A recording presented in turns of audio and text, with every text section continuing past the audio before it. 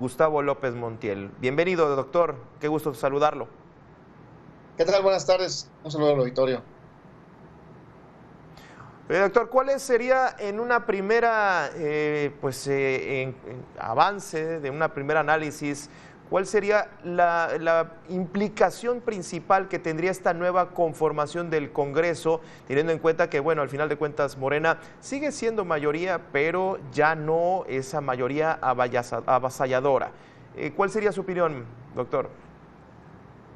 Sí, bueno, el principal efecto es que, pues, como se ha dicho, el presidente pierde la posibilidad de pedirle a Morena que haga reformas constitucionales en la Cámara de Diputados en particular. En la Cámara de Senadores tampoco tienen mayoría calificada, pero han sido hábiles para poder configurar esa mayoría. Entonces, es la principal implicación. La segunda tiene que ver con el gobierno de la Cámara. Debido a que el hecho de que Morena ya no es el partido que tiene mayoría absoluta, entonces, pues la Junta de Coordinación Política ahora tiene que ser rotativa. Antes, en la legislatura pasada, Morena tuvo la presidencia de la Junta durante todo el periodo, durante toda la legislatura. Ahora, Morena tendrá que compartir esa presidencia con los demás partidos en orden de fuerza política y, a final de cuentas, dependiendo de cómo se da la negociación entre pues las distintas entidades partidarias. Por lo que se ve, la segunda fuerza después de Morena va a ser el PAN, después el PRI y después el resto de los partidos. En ese sentido, esos serían los tres partidos que tendrían en este caso esa posibilidad de presidir la Cámara. Se ha dado, como en esta ocasión también, que de repente algunos diputadas se pasan de un partido a otro para generar mayorías artificiales.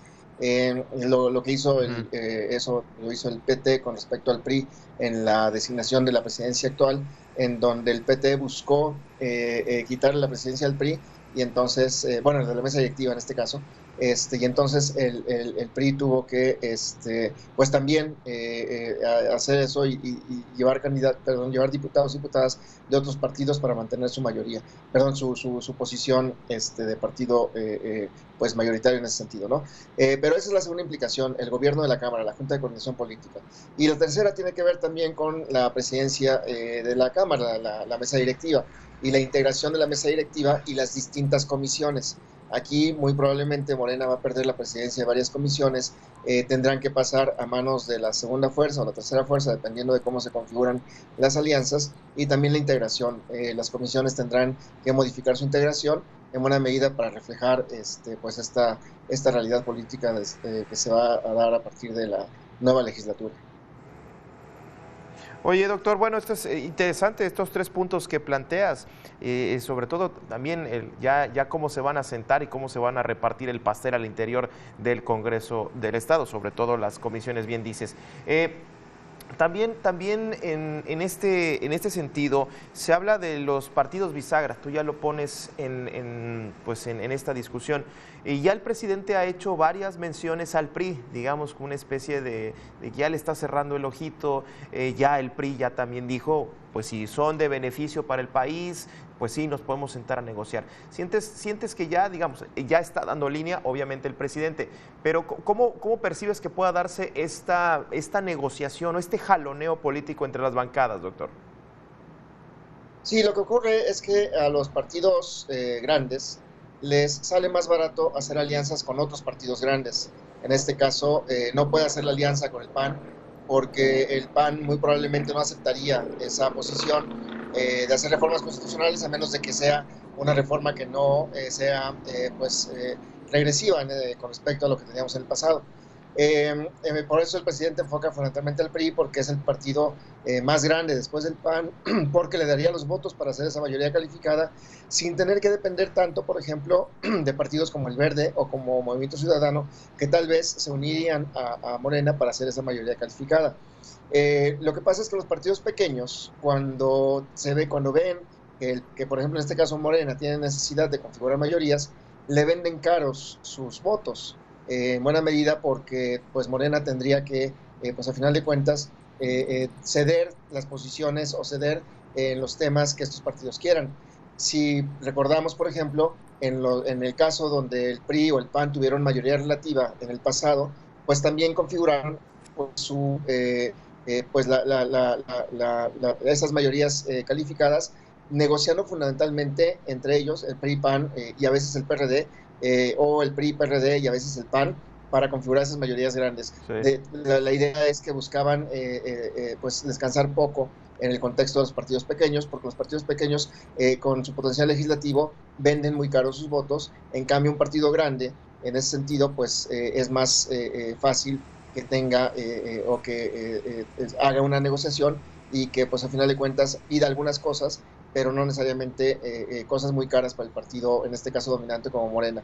Entonces me parece que se va a repetir lo mismo que hemos estado viendo en las legislaturas anteriores, con otras mayorías, en donde pues Morena va a buscar fundamentalmente una alianza con el PRI como partido grande, y lo va a incorporar, obviamente, va a incorporar sus temas, el presidente lo dijo, y en ese sentido, pues el PRI también ya está planteando, ya respondió diciendo que sí, tal vez, siempre y cuando sea algo que convenga al PRI, y hemos visto en la legislatura pasada que el PRI aportó votos para que Morena pudiera tener mayoría tanto para aprobar leyes como para aprobar cambios a la Constitución.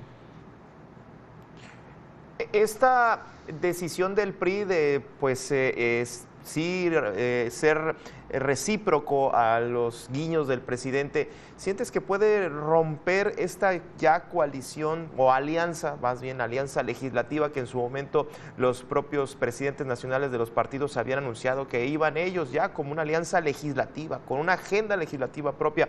¿Resquebraja o digamos pues ya tienen sus temas ya bien aterrizados y bueno, lo que negocie cada quien con Morena ya es de cada quien? Sí, yo creo que a final de cuentas ocurre lo mismo que ha ocurrido en otros momentos.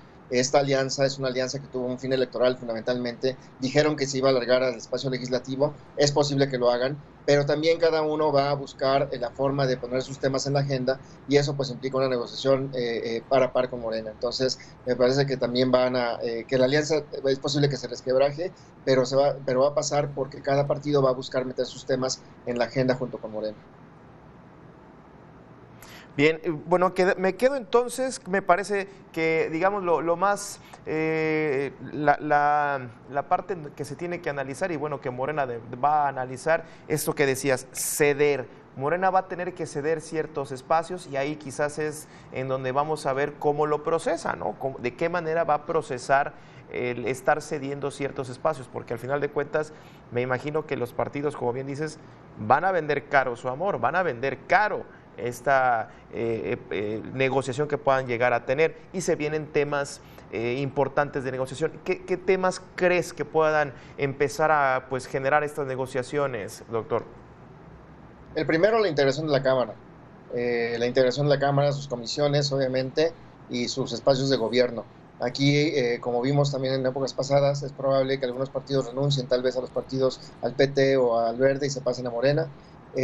Habría que verlo para la posibilidad de darle pues la mayoría calificada, o podríamos tener otros movimientos, pero al final de cuentas es el primer tema. El segundo, que viene casi inmediatamente después de la integración de esta legislatura, perdón, es el presupuesto.